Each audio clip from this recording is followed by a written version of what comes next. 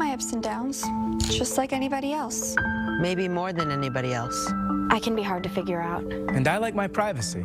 I don't want you looking over my shoulder all the time. In the streets, in our schools, workplaces, behind closed doors, there's a silent killer. Its silence lies in the fact that people don't talk about it.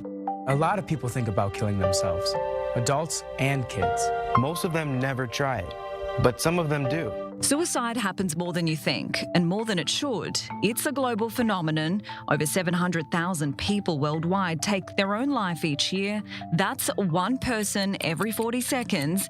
In Israel, the numbers are just as staggering. There are over 650 suicides recorded in Israel every single year. There are many more that we do not know about because of the stigmas, because of the inability of people to report, to discuss, to converse. That does not count the over 6,000 attempted suicides every year here in Israel. As far as youth goes, the Israeli Health Ministry says suicide is the third cause of death for girls aged 15 to 24 and men aged 25 to 44, though Jews who immigrated from Ethiopia are today 5% more likely to die by suicide than any other community in Israel. Suicide rates also tend to increase with age and are highest among white men aged 65 and older. The core of Rabbi Hammer's work is bringing suicide prevention out of the shadows. He's doing that under his not-for-profit Gila's Way. Our dear daughter Gila was sexually assaulted at the age of 16. Gila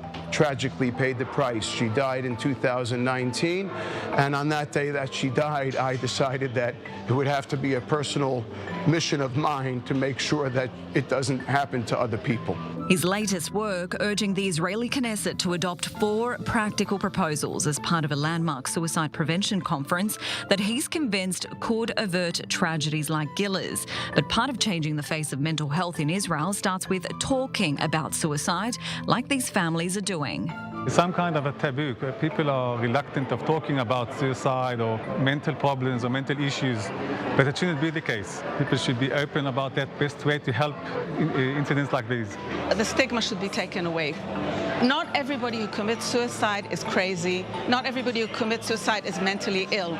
It can happen to absolutely everybody. Not everybody who's gone through trauma, you can see it on them. It is an absolute myth that people think that if you speak or mention the word suicide, that's going to plant something in someone's mind. It's not true. In essence, the idea is already there beforehand. Suicide is rarely caused by any single factor. Young people are especially susceptible for any of a million reasons. But the main message is to recognise that the vast majority of people who die from suicide do not actually want to die. Sarah Chlala for I-24 News, Tel Aviv.